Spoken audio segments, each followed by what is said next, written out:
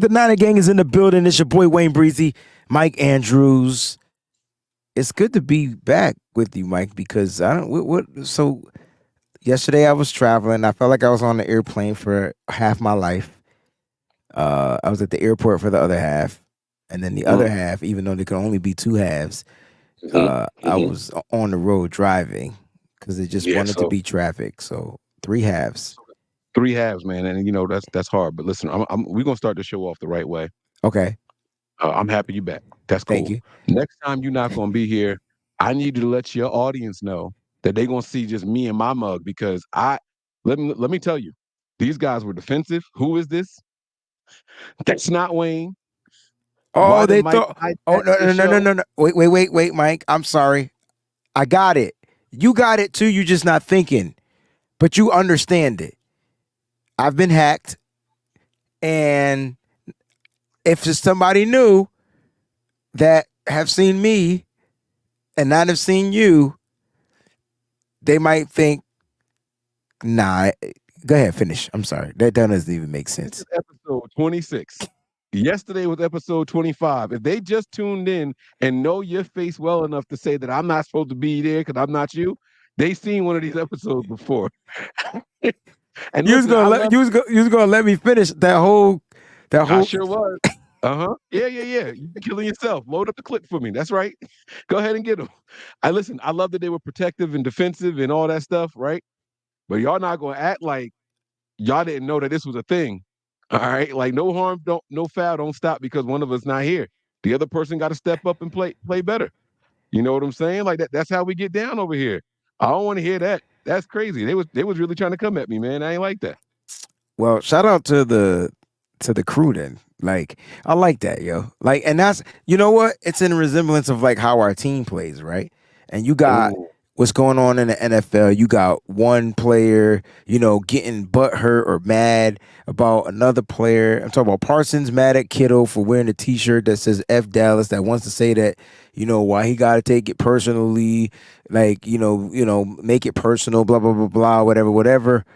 I think the greatest clapback was from Debo Samuel when he was on the Up and Adams show.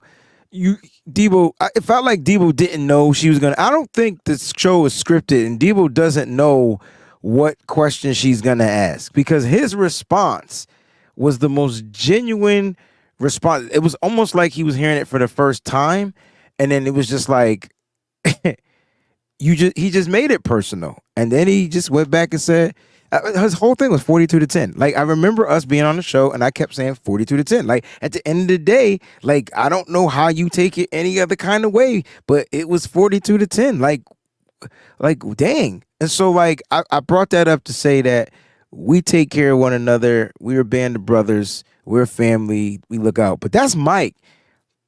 For y'all that's watching my channel, this is Mike. He's the reason why I'm even doing what I'm doing solely, even though I don't think that's the word, but it sounds good. Solely, right? So if you guys don't know, I was birthed out of nothing but Niners and his platform. So I need everybody to understand that we're together on the no harm, no foul. He's the no harm, I'm the no foul, or vice Let's versa. go, baby.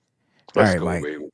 You know what? That's all. Today I just wanted to get that out the way, man. and it was good because you was really you tamed it down a lot because on off the screen you was about to curse him out, but then on the screen, you came through. I Well, appreciate that.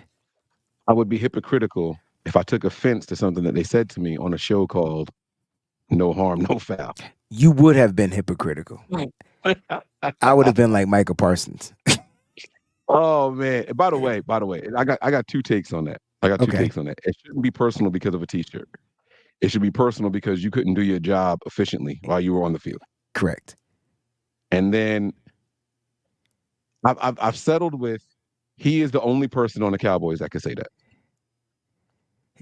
But why? Like, why is he allowed to say that and not be reprimanded?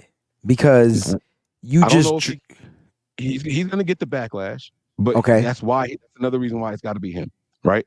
So where did the Cowboys get killed? Well, both sides of the ball, but that defense got shredded. That was what they were talking the most junk about, right?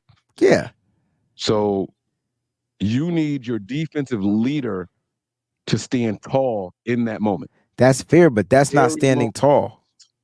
See, Man, that's not standing tall. You coming out crying is not standing tall. Standing tall after the fact you got your butts whipped would have been taking accountability, saying I got to be better. whoa! Did you see? Did he do a post game presser? He did. Don't confuse his podcast with the post game presser. No, he 'Cause these did the post game. comments- He did the post game presser, and in the post game presser, he was talking about the team and saying how we got to be better. Mhm. That's not I. Accountability. Oh.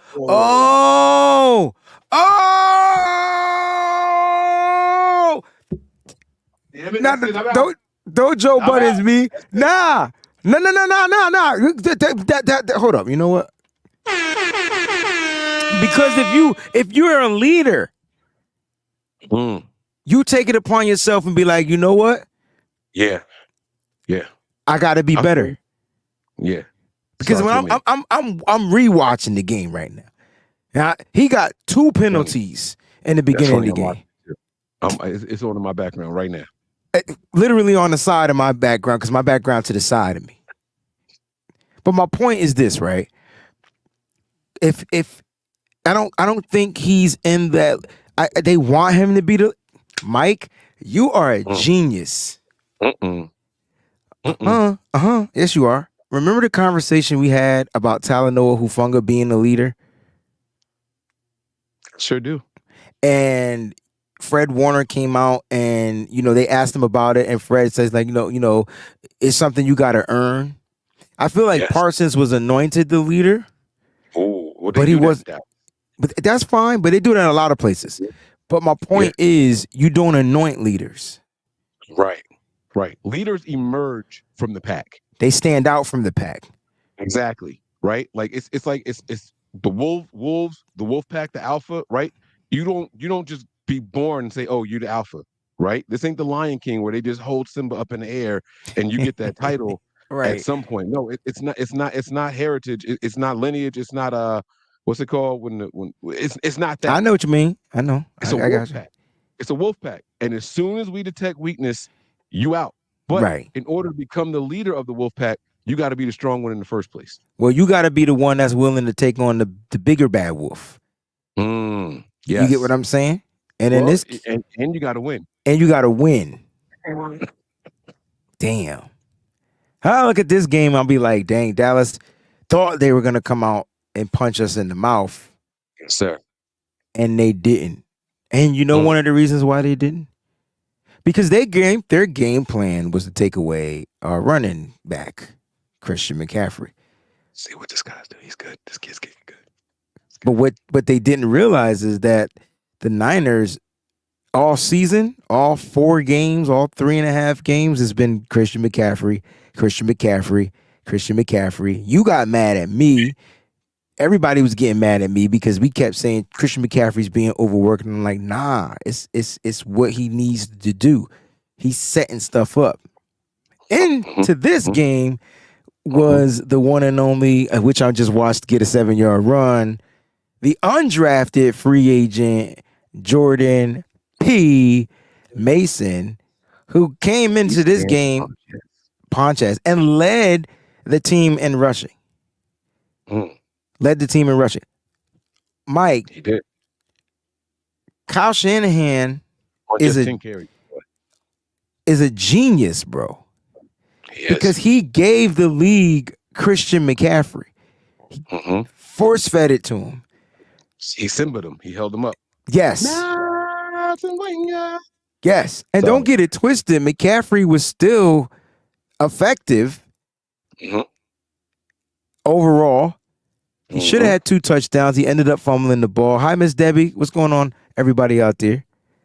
And so, like, it's crazy because they literally thought that taking out him was the game plan. Now we just put on the league that it ain't just Christian McCaffrey because we got this other monster ready to be released from the cage in Jordan P. Mason. So, Mike, we're going to talk a little bit about that today. And here's my question. Here's the question for you, for the panel, everybody out there, right? Is Jordan P. Mason underrated or is he overlooked? Mm. Mm. But before you You get know, into that, you could get into okay. your yeah. Well, we'll get to this question. I'm just gonna leave it up there. Well, no, I like. I'm gonna jump right into it. I'm gonna jump right into it. Um, I I'm not gonna say what I want to say. I'm gonna pick one of the two options, and I'm gonna say overlooked. I'm gonna say overlooked.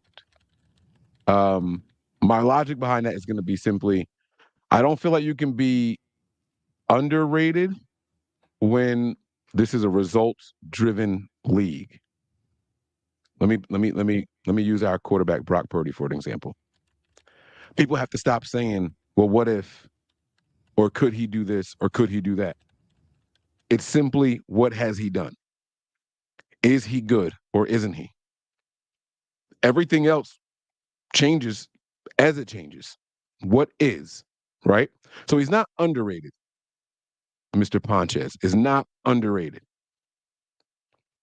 Can't be underrated because he is what he is. I d- However, he can be, and I think he is, overlooked.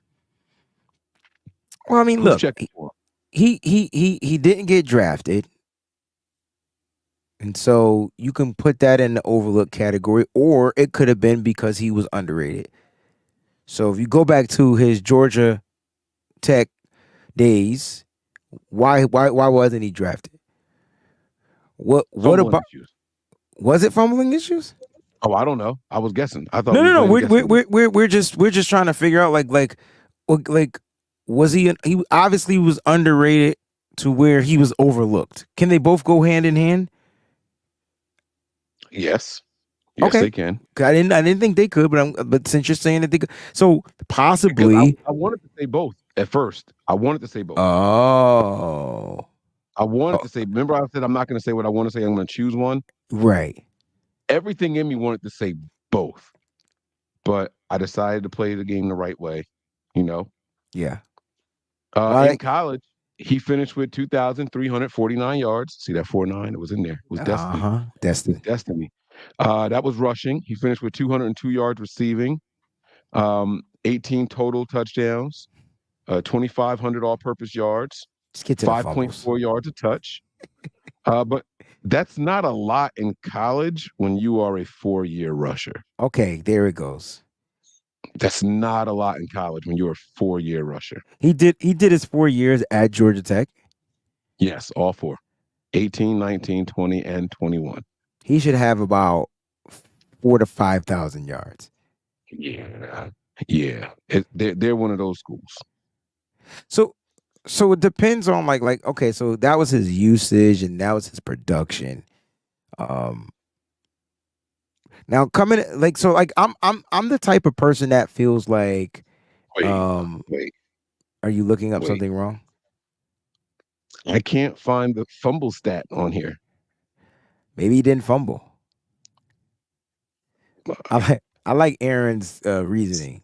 Most underrated players are overlooked. That's why I feel like they go together. But it all depends on how you're looking at the particular player or whatnot. What makes a player underrated? What makes a player overlooked? Is it little things that they're not doing? Is it intangibles? Is he bad at pass protection? Is he like okay? So then you know what? Should I delete this question and then ask? Well, then why isn't Jordan Mason? And it take out Christian McCaffrey. Why isn't Jordan Mason getting more touches? I'm still gonna leave this question up here. That's tough because the answer isn't what you're telling us to take out. Now, well, let's take it out. Let's take it out. Okay. He's clearly the next man up, right? No. So now we're having a oh, okay, okay. This my mother. This is what I'm talking about right here. So and I knew I created a poll question on my channel, and I knew Mike would be the only motherfucker over here go against the grain. Yes, finally. All right, let's have this discussion. Listen, Wait. before we no, there ain't no waiting. Let's go through this. I want to go. No. You said what you said, and you I'm not stand changing by what it. I said. But I wanted to be clear what you said for me to say what I said. I said, is he the next man up? You said no. You said, Period. You said, is he clearly the next man up? Also, because I threw the adverb in there. That's a very important word. It's a very important word. Okay, so why isn't he clearly the next man up? Because when Elijah Mitchell is healthy and on the field, he's him. I don't know. I disagree.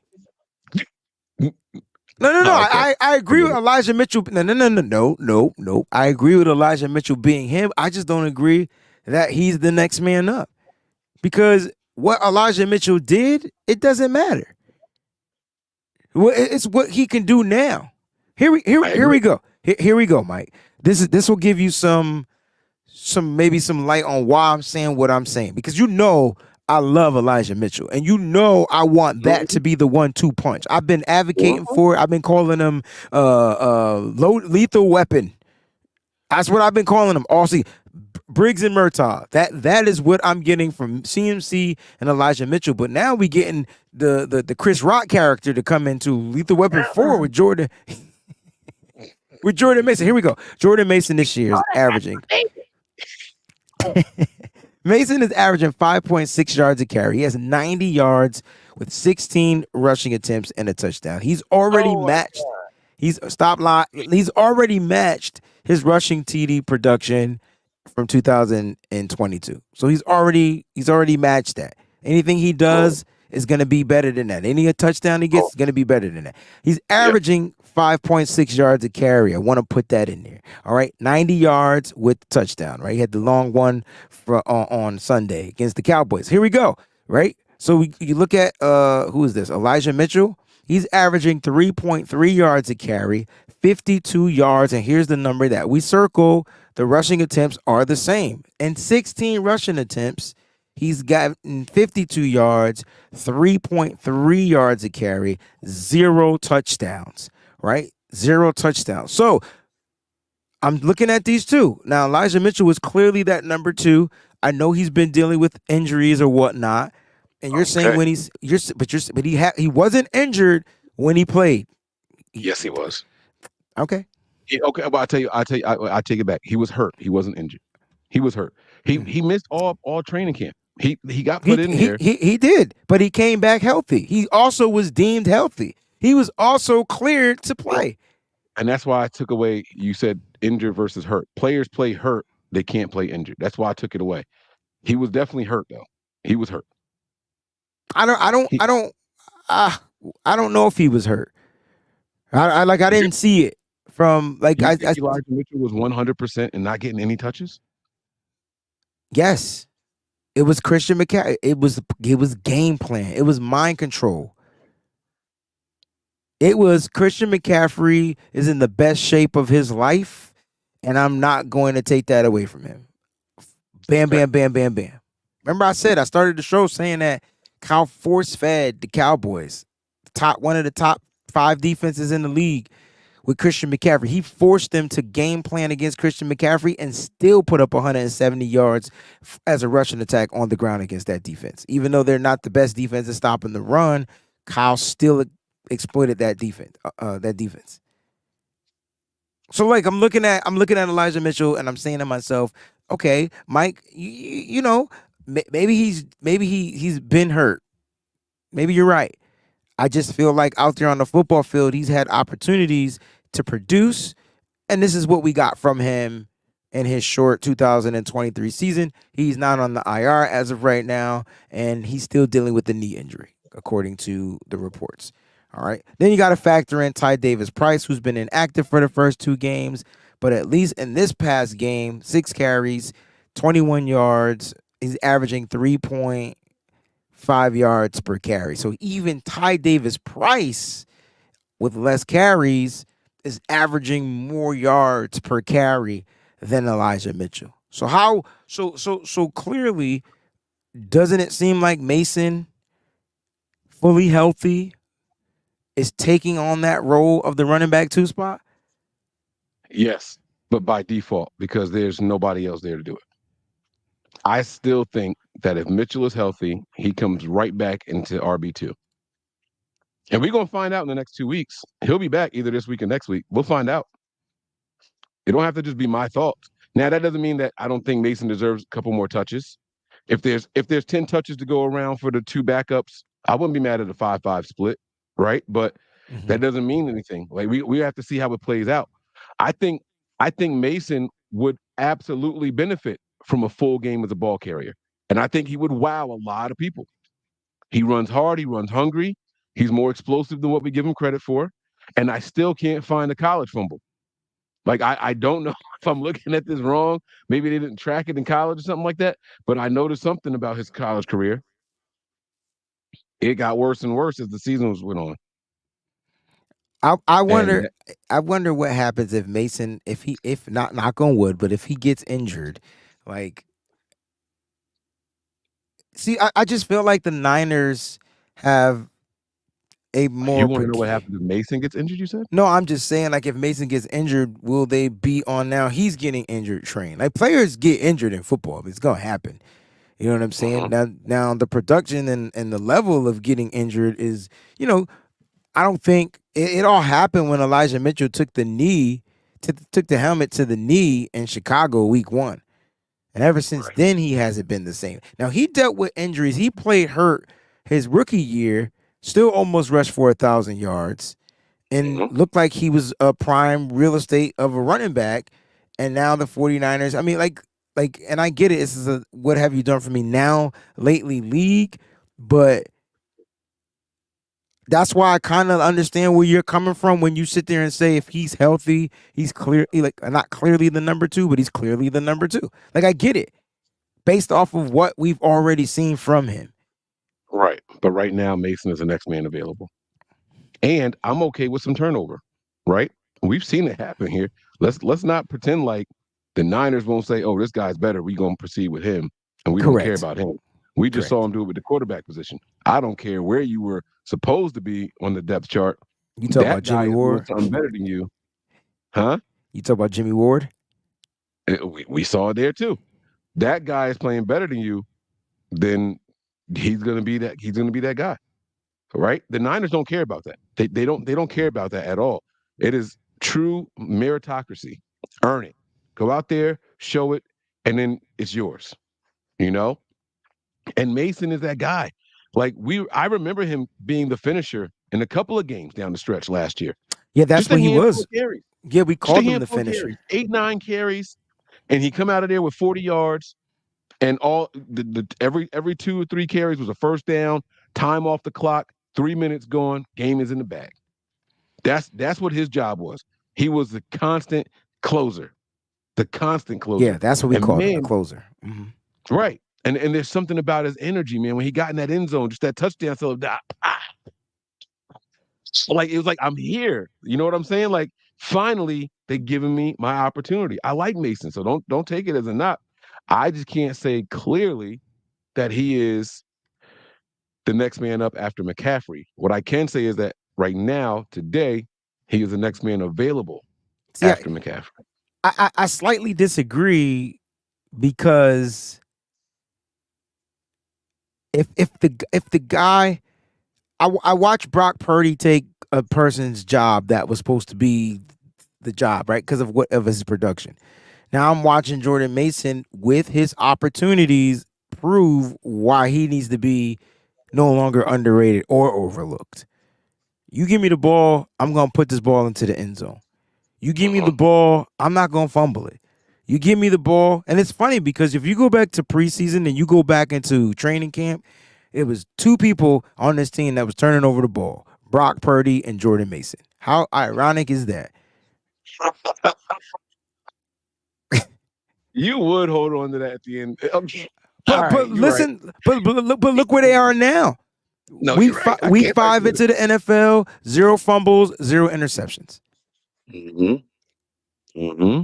But every time a report came out, every time, what happened? Those two was turning it up. They was giving it up like yep, So it that's sure why I'm was. with I don't I can't say barring injury or anything like that when we talk about Mitchell. I can't say that because it's football. But I just feel like Mason has earned that spot. and he just needs, and this is why I feel like he just needs more opportunities with the ball. Now that comes down to the production from running back one, right? Like that like obviously Christian McCaffrey is going to get the Maboka touches. I'm talking 20 a game, blah blah blah blah blah, whatever whatever whatever. I think what did he have this past game? 19, 20? Like it was close to that, right? So like he's gonna always get the bulk. And don't forget, Kyle is starting to factor Debo more into these runs. And we were talking about Debo being too injured the week before, coming off of that injury, the ribs and the knee, and then he comes and rushes for 30 yards in this game. Like he did. You can take away one running back. You could try to eliminate a running back, or what's the word I like to use? Like not take away, because even 51 yards, that's not taking away the rush, but it is limiting one guy. It's taking away the rush if that's the total for 20 attempts. But that was Yeah, such a because it weird was number. two because it was 2 point something yards per carry, right? Right. But they Right. but That's some of not those, that's not winning ball. right, and but some of those attempts, and you go back, and I'm not some of those attempts were just like dumb as fuck. Like there was a quarterback option. There was like, I'm like, Look, there what is, was a 3rd and 15, and they sent the house after the quarterback, and he just got smacked behind the line of scrimmage. You know what I mean? Like it was yes. just weird. It was just weird. Like why are we calling a delayed handoff on 3rd and 15? They're going after the quarterback. That was the halfback delay, and I'm like, if anything, run the draw, right? Like Right. run the quick It was quick. handoff, and let Exactly. him take off. But no, he held the ball. It was a delay. Boom, boom, So boom, boom, loss boom. two or three on that play. You know what I mean? Like, and it's weird because if you actually watch Christian McCaffrey running the ball in that game, it didn't look like it was just 2 yards to carry. No. That's the craziest part to me. Like I've watched this game 4 times now, Oh, and but you it know what messed up his average, Mike? The no. face mask. Like the first play of the Oh no, that was game, a big play. it That's was an right. eight And then yard run, and then you negate it. no, but it was on top of it though. Oh yeah, you're right. You're right. You're right. So I'm trying to think he if should have. was there any runs he had where there was like a hold or whatever, because those penalties would negate. There had to be something. You're right. There had to be something because I've watched, like I said, I watched it over and over, and it never looked like he He was averaged just 2.2 yards a two carry, bro. yards of pop. Like, and he didn't have a long one. You know what I'm saying? Well, Like, even on the fumble, I thought that was relatively long, right? It wasn't a short run. I thought it was like right. 8 or 9 yards. And then It he felt like it tumbles was 5 or over. 6. Yeah. Yeah, like he tumbles over and the You know ball's what's funny pulled out about his hand. that fumble, man? If his balance wasn't so good, he'd have been fine. But as he's on his way to the ground, his Yeah, hand just naturally hands, went out instead of his forearm. forearm. If he had Hmm. just fell with his arm instead of He his hand going out so quick, he'd have been down, down by contact. But his body is just so small and compact. He got that hand out so fast, and Well, it doesn't because count what's as the being down. first thing you do to break your fall? Right. You put your hand down. Yeah. Yeah. So like, Yep. and it's the dumbest thing to do too, because you can literally break your hand because it's all force, right? But it's just what your body does. Like you don't want to fall down. I'm not gonna get into the times I've run and tripped over something and hand goes down. I still got my back. I still got it. I still got it, right? Right. But nah, man. Look, it didn't look like Christian McCaffrey played bad, but I know the stats that they didn't reflect to who he was. Are we donning J.P. Mason RB2? Yes. Official tissue. He's going to get the no harm, no foul stamp of approval. Yeah, he gets the whistle, bro. It's time. You saw what he did last year as a closer, and now let's see what he can do this year as a Spellman.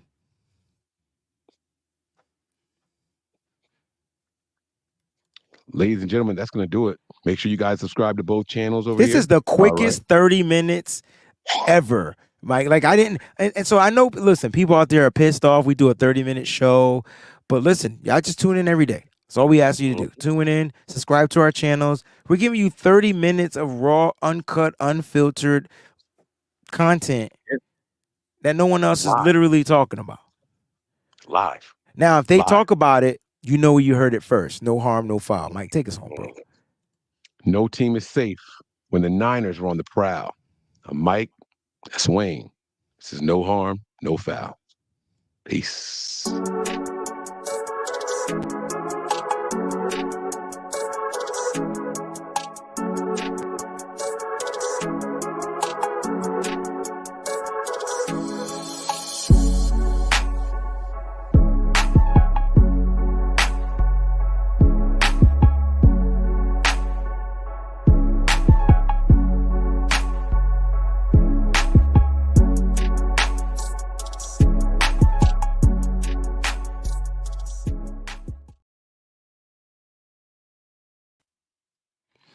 We can't go anywhere because there was a super chat contribution, so you get a little extra time. But Papa Phil says Jordan Mason equals baby beast mode. That's disrespectful to beast mode. I ain't gonna do. I ain't going. I can't go there yet. There's so many I get it. He runs hard comparisons. and he Like got dreads, but nah, that's the only comparison. he still looks more like a Marion the Barbarian to me. Like that's the vibe I get from Jordan Mason. Not as tall, but as far as the way he runs, the way he's able to get down, get those pad levels down. You know what I'm saying? Get through the hole. He has the explosiveness. Um, but yeah, I'm with you. I need to see him break about 13 tackles and In one still play. in one Yeah. play. Yeah. But guys, thank y'all for tuning in, man. We out of this one, y'all. Peace. Peace.